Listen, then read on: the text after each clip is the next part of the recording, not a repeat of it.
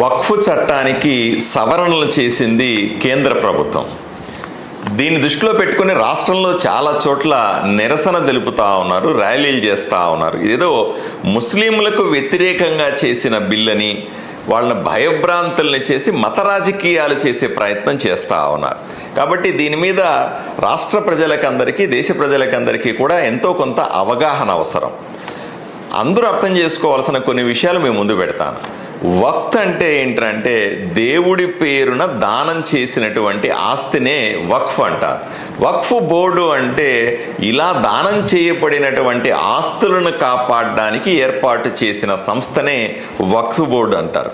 మరి ఈ దానం ఎందుకు చేస్తాం? మామూలుగా ఎందుకు చేస్తామంటే ఆ మసీదుల్లో రిపేర్లు చేయడానికో, లేదా ధార్మిక కార్యక్రమాలకి ఆ మసీదులు నిర్మించడానికో, లేదా చారిటబుల్ యాక్టివిటీ అంటారు. అంటే పేద ముస్లిమ్స్ కోసం సంక్షేమ కార్యక్రమాలు, ఎవరికైనా భోజనం లేకపోతే భోజనం పెట్టడమో, చదువు లేకపోతే చదువు చెప్పించడమో, లేకపోతే ఎవరన్నా అనాథలు ఉంటే వాళ్ళని కాపాడటమో, లేదా పేద ముస్లిం సంక్షేమం కోసం ఇవన్నీ కూడా చేస్తూ ఉంటారు. ఇవి 4 రకాలుగా ఉంటాయి. ఒకటి బై డీడ్ అంటారు. అంటే దానం ఇచ్చిన వ్యక్తి దగ్గర అన్ని పేపర్లు ఉండి, ఉదాహరణ నా దగ్గర అన్ని పేపర్లు పెట్టుకొని నేను మసీదుకు దానం చేస్తాను ఆస్తిని, ఇది ఒక రకం. రెండవ రకం బై ఓరల్ అంటారు. నోటితో చెప్పినారు, మాకు ఆ ఆస్తిని నేను వక్ఫ్కి ఇచ్చేస్తున్నాను అని చెప్పినారు అని నోటితో చెప్పే ఉంటాయి. మూడోది బై యూజర్, నేను ఎంతో కాలంగా దీంట్లో అనుభవంలో ఉన్నాను, ఏం పత్రాలు లేవు, అయినప్పటికీ కూడా నేను దాన్ని ఇచ్చేస్తున్నాను అని చెప్పేది బై యూజర్.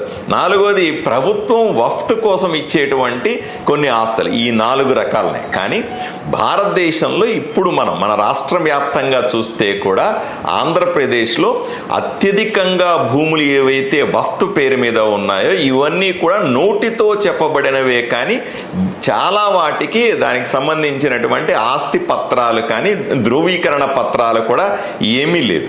మరి ఎందుకు దీన్ని సవరించాల్సి వస్తుంది? 2013లో ఈ చట్టానికి సవరణలు చేశారు. అప్పటి కాంగ్రెస్ ప్రభుత్వం అధికారంలో ఉన్నాం. అంటే 2013 ఎండింగ్లో, అంటే ఇంకొక 25 రోజుల్లో కొత్త ప్రభుత్వం ఏర్పడుతుందనంగా, అంటే ఎన్నికలు జరగబోతున్నాయి అనగా హడావిడిగా ఈ చట్టాన్ని సవరణలు చేసి తీసుకొని వచ్చారు. ఈ చట్టాన్ని సవరణలు చేసిన తర్వాత విపరీతంగా దుర్వినియోగం అవుతుంది అని ప్రభుత్వం గుర్తించింది. ఏ విధంగా దుర్వినియోగం అవుతుందో చూడండి ఒకసారి. ఈయన జాఫర్, ఈయన ఇంటికి ఒకరోజు పొద్దున వచ్చి వక్ఫ్ వాళ్ళు వచ్చి మీ పొలము మీ ఇల్లు అంతా కూడా వక్ఫ్కు సంబంధించింది అని నోటీస్ ఇస్తారు ఈయనకి. అప్పటిదాకా ఇందులో ఈయన 15-20 ఏళ్ళుగా అదే ఇంట్లో ఉన్నాడు, ఆయనకి నోటీస్ ఇస్తారు. పాపం ఈయనకి ఏం చేయాలో అర్థం కాదు. ఈయన అడుగుతాడు, ఏమయ్యా వక్ఫ్ అని చెప్తున్నారు కదా, మీ దగ్గర ఏమైనా పత్రాలు ఉన్నాయా, మీ దగ్గర ఏమన్నా ఆస్తి సంబంధించిన డాక్యుమెంట్లు ఉన్నాయా అంటే అట్లాంటివన్నీ ఏమీ లేదు, మీ నాన్న బతికున్నప్పుడు ఎప్పుడో 15-20 సంవత్సరాల కింద ఇది వక్ఫ్కి ఇస్తానని మాకు చెప్పున్నాడు, కాబట్టి ఈరోజు నీ ఇంటిని నీ పొలాన్ని స్వాధీనం చేసుకుంటున్నాము అని చెప్తారు. ఈయన లబోదిబోమంట, నా కుటుంబం ఎలా బతకాలా, నేను ఎలా బతకాలా అనే ఉద్దేశంతో ఈయన రెవెన్యూ డిపార్ట్మెంట్కి వెళ్తాడు. రెవెన్యూ డిపార్ట్మెంట్కి వెళ్తే వాళ్ళు చెప్తారు, రెవెన్యూ వాళ్ళు ఏమీ చేయలేరండి ఈ వక్ఫ్కి సంబంధించిన నోటీస్ ఇచ్చిన తర్వాత అని చెప్తారు. ఈయన మళ్ళీ కలెక్టర్ దగ్గరికి పోతాడు, కలెక్టర్ కూడా అయ్యా నేను ఏమీ చేయలేదంటారు. ఈయన కోర్టుకి వెళ్ళాలి, ఎవరికైనా కష్టమో నష్టమో వస్తే ఎవరన్నా వచ్చిన ఆస్తి లాక్కుంటారంటే మనం కోర్టుకి వెళ్తామా లేదా? కోర్టుకి వెళ్తాం. కోర్టులు కూడా ఈ కేసులను తీసుకోవు. అంటే 2013లో అప్పటి కాంగ్రెస్ ప్రభుత్వం ఇచ్చినటువంటి విశేష అధికారాలు ఏ విధంగా ఉన్నాయి అంటే, వక్ఫ్ ఒక్కసారి ఎవరి ఆస్తి మీదైనా సరే, అది ప్రైవేట్ ఆస్తి అయినా సరే, ప్రభుత్వ ఆస్తి అయినా సరే, రాష్ట్రంలో ఎవరి ఆస్తి అయినా సరే, వాళ్లకు నోటీస్ ఇస్తే దాన్ని రెవెన్యూ డిపార్ట్మెంట్ కానీ, కలెక్టర్లు కానీ, ప్రభుత్వ యంత్రాంగం కానీ, కోర్టులకు కానీ వాటిల్లో ఇంటర్ఫియర్ అయ్యి బాధితుడికి న్యాయం చేయలేని పరిస్థితి చేరుకుంది. మరి ఈయనేం చేయాలి? ఇటువంటి పరిస్థితుల్లో ఒకే ఒక ఆప్షన్ కానీ ఉంటుంది, ఈయనకు సంబంధించిన ఇంటిని కానీ భూమిని కానీ వక్ఫ్ తీసేసుకుంటుంది, ఈయన రోడ్డు మీద పడతాడు.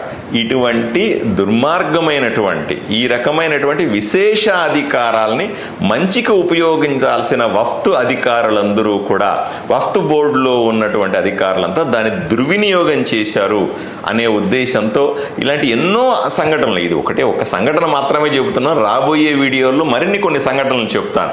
ఇలాగా ఈ విశేషాధికారాలను దుర్వినియోగం చేశారు కాబట్టి దీంట్లో సవరణ చేయాల్సి ఉంది.